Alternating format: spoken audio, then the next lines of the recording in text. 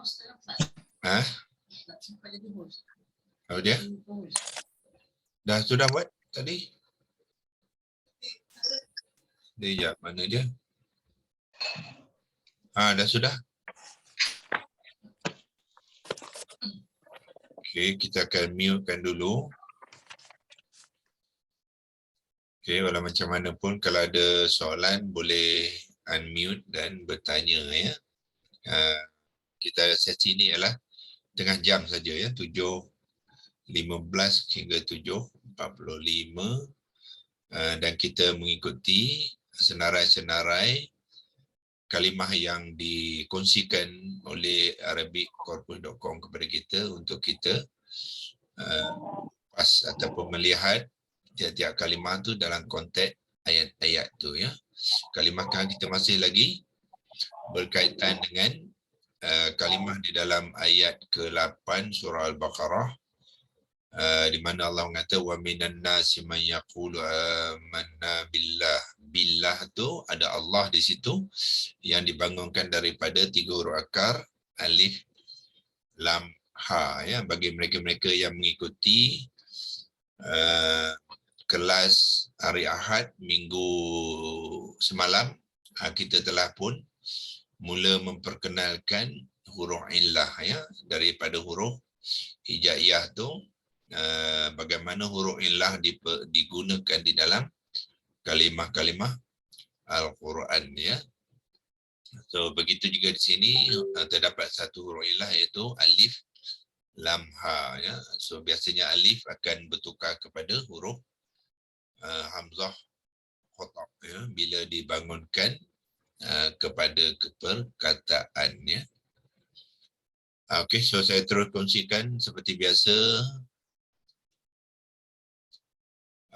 senarai kata-kata terbitan ya, ataupun kalimah-kalimah yang digunakan di dalam Al-Quran yang mengikuti siri. Sekarang ni kita minggu lepas hari Jumaat kita telah mengupas ayat Al-An'am, surah Al-An'am ayat 19 ya. 19 tu ada dua contoh di mana satu di dalam permulaan ayat tu ada kalimah alihatan ya, alihatan bermakna sembahan ya, sembahan. Cara jamak ukhra adalah yang lain ya. Ukhra tu adalah isim sifat kepada alihah.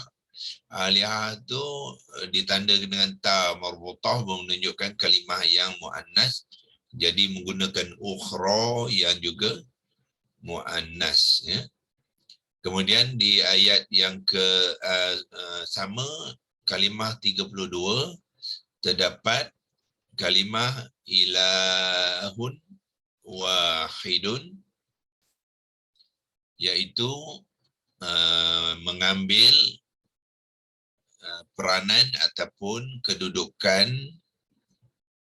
sebagai khabar ya, khabar innama, kerana ada innama sini adalah huwa mengambil peranan sebagai mubtada, ilahun adalah khabar yang marfu', kemudian wahidun adalah isim sifat kepada ilahun. Lepas tu wa innani ialah sambungan ya, sambungan. So innani bari'um mimma tusyrikun tu kita panggilkan dia sebagai jumlah musta'nifah ya. Musta'nifah maknanya ayat sambungan ceritalah ya. Apakah sambungan ceritanya? Allah nak mengatakan yang Rasul ni mengatakan apa? Wa innani, dan sesungguhnya aku ya, ni itu adalah aku, bariun Melayunya ialah berlepas diri, maknanya tidak campur. Yang orang kata tidak campur dengan kamu, dengan mimma, dengan dari apa-apa yang tusyrikun kamu semua syirikkan, ya. Syirikkan maknanya sembah selain Allah akan menjadi perbuatan yang syirik, ya. So ayat di sini wa inna tu adalah harfun nasab, ya. Nasab sebagaimana kita telah lihat sebagai inna di sini, tetapi inna ni tidak berperanan sebagai harfun nasab sebab ada kalimah ma ni, ya. Ma ni telah menghalang dia untuk menjadi kalimah nasab.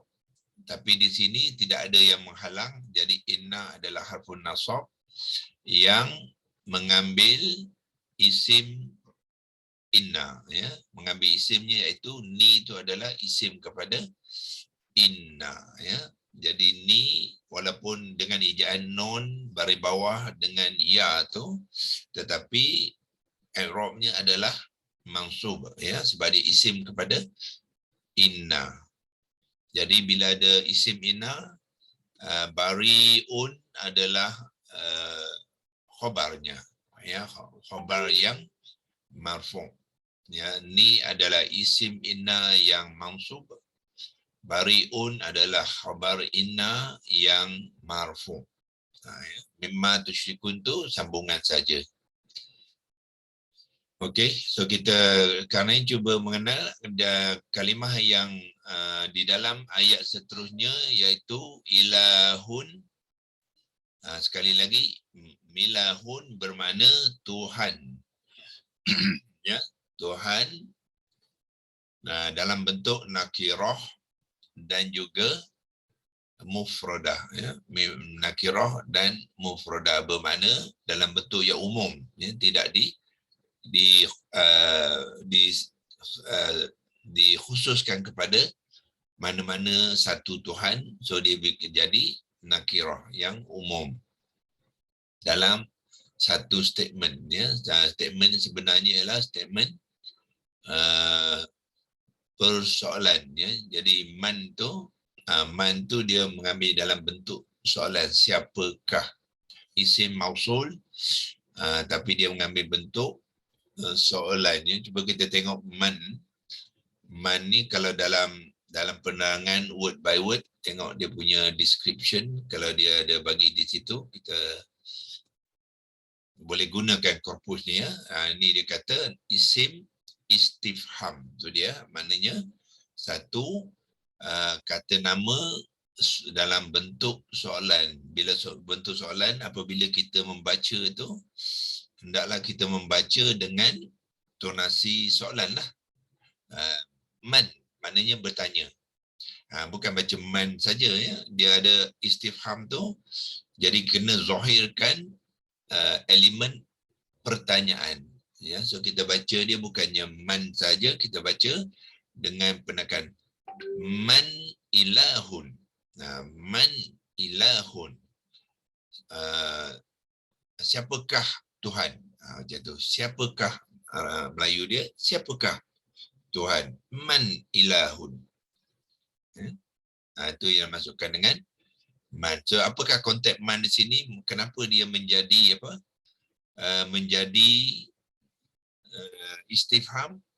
Kerana dia dalam ayat, ya, dalam konteks ayat ini, ya. Kalau kita tengok potongan ayat tadi, mungkin kita tak berapa nampak konteks dia sebagai isim istifham, ya. Sebab sini bermula dengan wa khatama ala qulubikum, ya. Dan Allah telah memeterai. Meterai ini maknanya mengunci, ala qulubikum man ilahun ghairullahi ya'tikum bih, ya. Iaitu Allah kata Allah telah mengunci hati mereka. Jadi Allah sambung dengan pertanyaan, man ilahun ghairullah, siapakah Tuhan?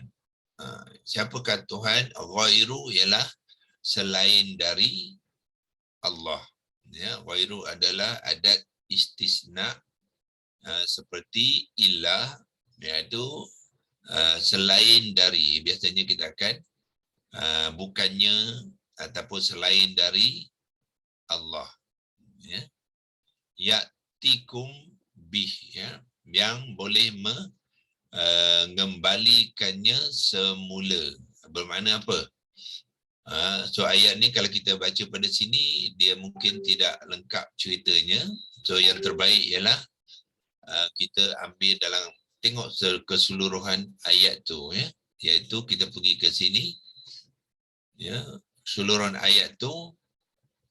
Jadi Allah bermula dengan qul ara'aitum, ya, qul, katakanlah, ara'aitum, apakah pendapat kamu, apakah pandangan kamu, ya, ataupun bagaimanakah kamu melihat. Ya, dalam bentuk soalan, ya, itu adalah hamzah istifham, so dia berbentuk soalan. Katakanlah, apakah pandangan kamu, ya, bagaimanakah kamu melihat. Sebab ra'aitum tu adalah fi'il madhi, ya. In, jika, besarkan sikit, jika akhazallahu, Allah adalah fa'il kepada akhaza, jadi kita bacakan sekali, ya. In akhazallahu, sekiranya ataupun jika, ya. Akhaza ni asalnya makna dia ialah mengambil, tapi akhaza ni akan bertukar makna kerana nak menyesuaikan ke dalam ayat tu, ya. Jadi kalau makna literal, jika Allah mengambil, sam'a ni ialah pendengaran, kum ialah kamu, pendengaran kamu. Jadi macam impact dia tak berapa kuat lah, ya. So kalau kita tengok terjemahan yang digunakan oleh penterjemah, dia ya, menterjemahkan akhaza tu sebagai mencabut. Barulah kita dapat apa? Dapat impact dia. Ya, kalau kita kata mengambil, macam tak ada impact, ya, biasa, macam biasa saja. Tapi dia bermakna lebih kuat daripada hanya mengambil, iaitu mencabut, ya.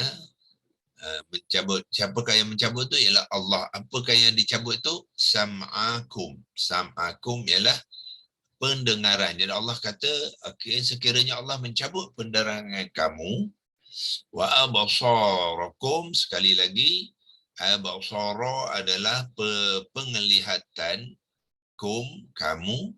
Jadi dua-dua sam'akum dengan absarakum adalah idhafah, ya, idhafah, ya.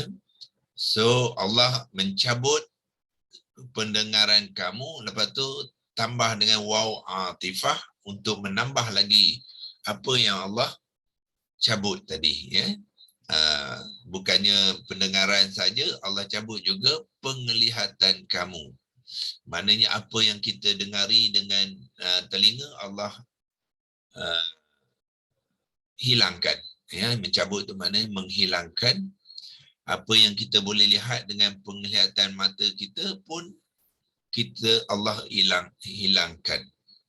Ini situasi Allah nak bertanya kepada kita, ya. Iaitu sekiranya Allah menghilangkan pendengaran kamu dan juga penglihatan kamu, itu item yang kedua lah, ya. Dan Allah tambah lagi, wa khatama ala qulubikum, dan Allah mengunci ataupun memeterai hati kamu. Jadi hati kamu ni terkunci, ya. Kalau hati terkunci bermakna kehidupan kita dalam kegelapan lah, sebab kita tidak boleh memahami apa-apa, ya. Telinga kita dihilangkan pendengarannya, mata kita dihilangkan penglihatannya, dan hati kita Allah kunci. Jadi dalam keadaan tu Allah tanya kita, man ilahun ghairullahi ya'tikum bih. Jadi Allah kata, siapakah Tuhan, ya, ataupun Tuhan manakah yang selain daripada Allah, ya'tikum ialah yang boleh asalnya yati ni ialah mendatangi, ya, mendatangi ataupun memberi. So dalam konteks ni maksud dia ialah yang boleh mengembalikan semula apa yang Allah hilangkan tadi. Ya, mengembalikan semula penglihatan, pendengaran, penglihatan, dan hati yang kena kunci tadi mengembalikan bermakna apa? Dibuka kuncinya, ya, dibuka kuncinya. Itulah yang dimaksudkan dengan ayat ini, man ilahun ghairullahi.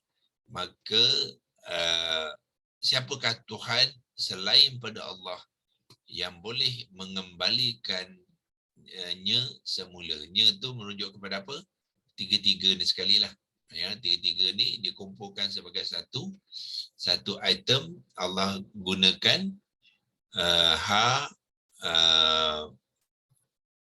dhamir, ya, dhamir ya'tikum bih.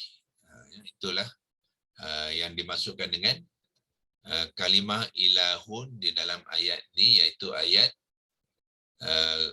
ke-46 surah Al-An'am. Itulah perkongsian kita untuk kalimah ilahun, ya.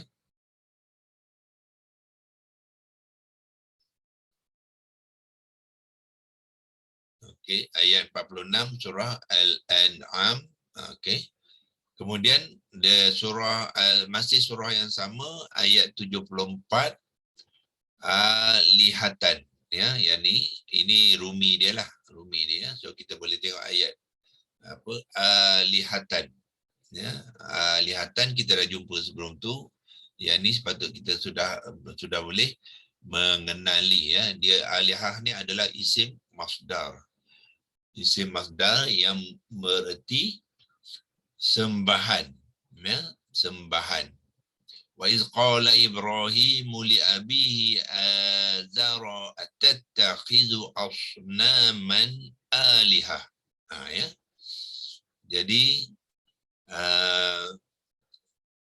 ada hamzah qata' di sini. Hamzah qata' ni adalah hamzah istifham juga, ya, soal dalam bentuk soalan. So bermakna daripada sini ke hujung ni adalah ayat soalan, ya. So bila ayat soalan, kita membacanya dengan tonasi bertanya. Atattakhizu asnaman alihah. Itu caranya membaca, ya, sebab dia bentuk soalan. Jadi kalau soalan kena baca dengan soalan. Kalau ayat soalan tak dibaca dengan soalan, dia tak jadi soalan lah. Dia jadi ayat mendatar. Ya. Wa iz qala Ibrahim, dan ketika Ibrahim berkata, ya, Ibrahim adalah fa'il kepada qala. Jadi Ibrahim, Nabi Ibrahim berkata li abihi, kepada bapanya, ya, kepada bapanya.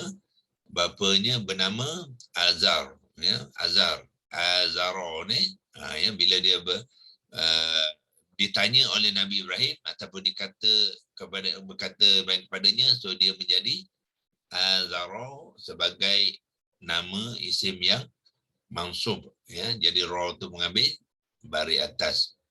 Jadi apakah yang Nabi Ibrahim katakan kepada bapanya? Sebenarnya Nabi Ibrahim menyoal, tatakhidu, apakah, ta sini adalah kamu, ya, kamu, tatakhizu, so ini adalah bentuk fi'il mudhari', ya.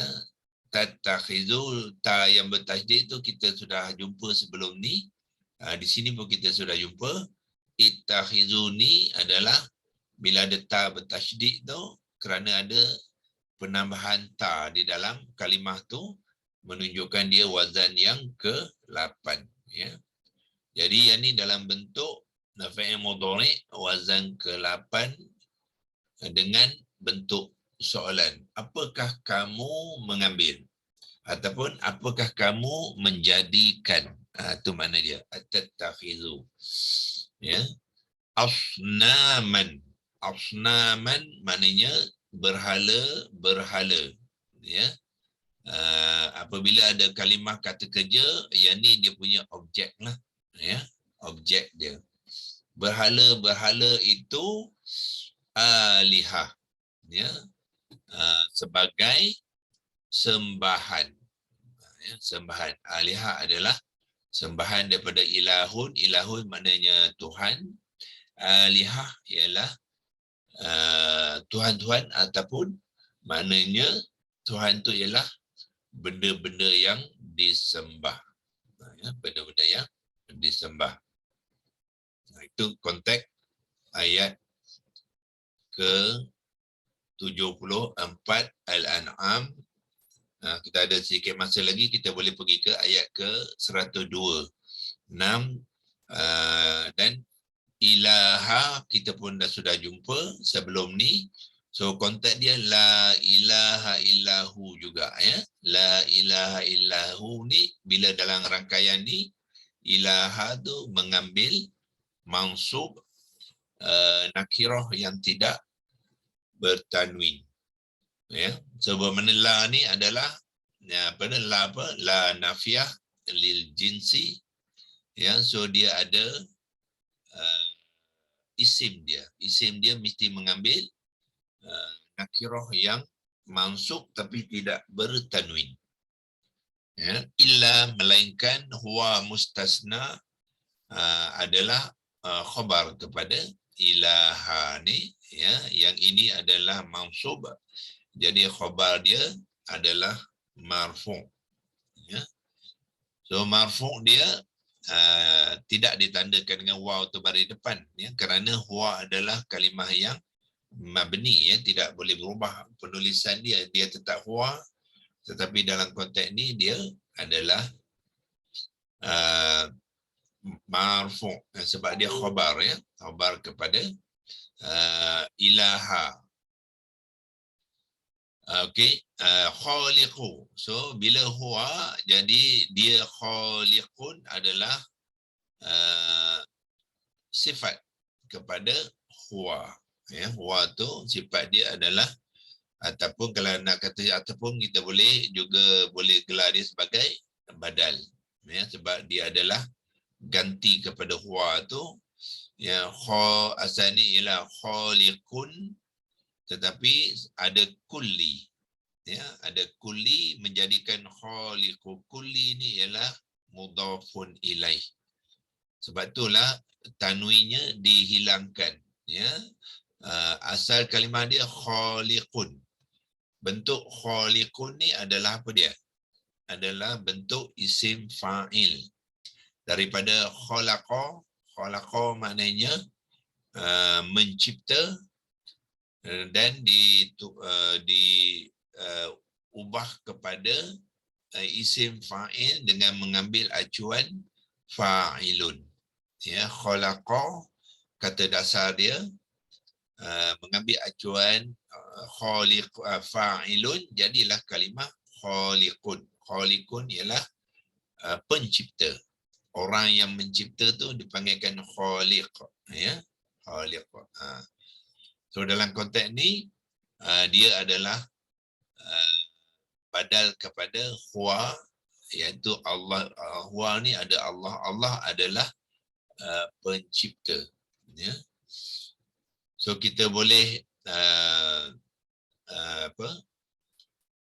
ambil dia sebagai badal, ataupun kita boleh juga ambil dia sebagai sifat kepada huwa, ya. Tetapi dia juga berperanan sebagai mudhaf kepada kulli, jadi dia hilang tanwin dia. Ya. Kulli sebab tu dia mengambil kulli lam baris bawah, sebab ni adalah mudhafun ilaih. Ya, mudhafun ilaih. Mudhafun ilaih akan menjadi majrur. Kulli syai'in, sekali lagi kulli menjadi mudhaf. Syai'in adalah mudhafun ilaih, jadi kulli syai'in adalah idhafah. Ya, idhafah. Syai'in mudhafun ilaih, sebab tu hamzah qata' tu berbaris kasrah, sebab dia adalah mudhafun ilaih yang majrur, ya. Kemudian Allah teruskan dengan fa'budu, ya. Fa'budu ni untuk menutup ayat ni dengan bentuk fi'il amar, ya. Maka fa itu adalah maka, u'budu, ya. Ini ialah hamzah wasal, ya. Hamzah wasal, u'buduhu. Hu ni ialah objek lah. Siapakah hu ni? Ialah huwa, ya, iaitu Allah, huwa ni. Jadi Allah kata fa'budu, maka sembahlah dia, ya, sembahlah dia. Kenapa? Dia tu adalah Allah, iaitu huwa. Huwa tu adalah khaliqu kulla syai'in. Allah itu adalah pencipta setiap sesuatu. Nah, ya, sebab selain daripada Allah tu, yang lain tu adalah ciptaan Allah.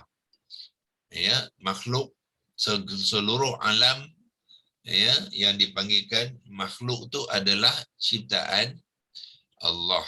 Maka memang patutlah dia disembah. Saya tahu satu soalan. Ya. Nakirah yang mansub ni dia juga adalah isim masdar. Masdar. Isim apa? Nakirah yang mansub juga masdar. Nakirah dia berkandaan isim masdar. Tapi nakirah yang mansub juga jadi isim masdar. Tengok konteks kalimah mana. Oh, tengok konteks. Tengok konteks lah. Nakirah dengan mansub ni boleh boleh berlaku di mana-mana saja, ya. Tapi dalam konteks ni dia berlaku kepada ilaha ni, nakirah yang mansub. Kalau yang ni pun nakirah yang mansub juga, samalah. Yang ni masdar lah. Ini masdar. Ni masdar. Yang ni bukan masdar. Ini hanya kata nama biasalah, umum. Kata nama common noun, Tuhan, kan? Bila nakirah yang bertanwin saja dia jadi isim masdar. Default dia. Default lah. Default masdar, default isim lah, bukan masdar saja, ya. Semua default isim, termasuk isim masdar, sama ada isim macam ni saya kata tadi, ini isim fa'il, kan? Default dia ialah tanwin juga dengan nakirah.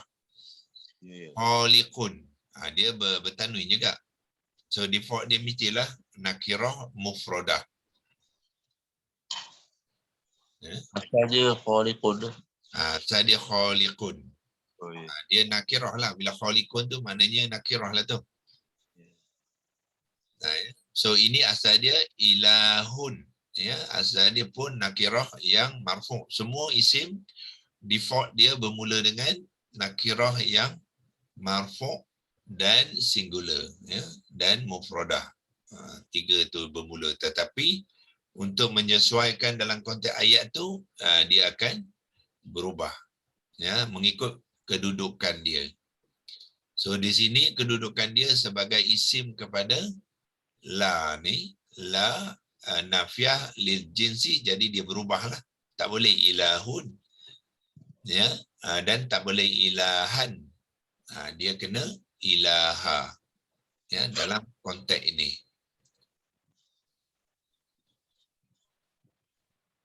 Okey. Ya, so banyak perenggan ni kita akan lihat. Ni pun sama di ayat yang seterusnya, iaitu kita akan tengok besok, ya. Konteks dia sama je, tuan-tuan boleh dah mengenal, ya. Bila la ilaha, tahulah ini adalah isim kepada la nafiah lil jins tu. Dia akan mengambil bentuk ilaha, dia tidak bertanwin dan mestilah dia mengambil yang mansub, ya. Iaitu kita akan bahaskan besok. Masih lagi surah Al-An'am. Mungkin kita habiskan ni lah, besok kita masuk surah yang seterusnya, surah yang ke-7 tu. Jadi ni senang saja sebenarnya, ya, iaitu ittabi' ma uhiya ilaika min rabbika la ilaha illahu. Ittabi' ialah apa? Fi'il amar, maksudnya ialah ikutlah. Ya, ikutlah. Ma apa? Isim mausul. Uhiya, aku wahyukan. Ya, aku wahyukan ilaika. Ya, so mana uhiya ni ialah fi'il mudhari' majhul.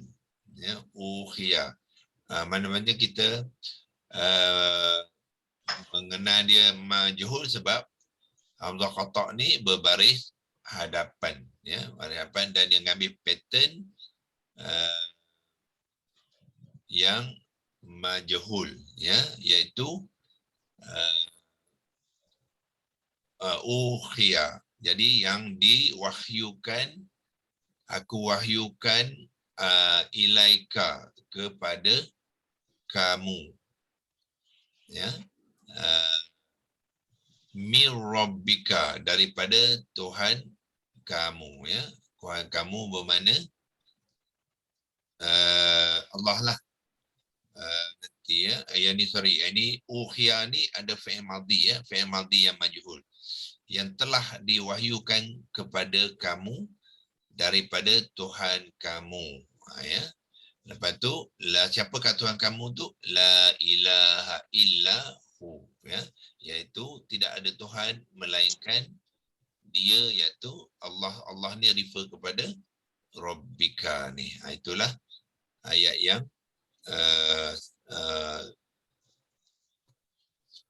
contoh yang keempat dalam surah. Ada surah Al-An'am ni ada berapa?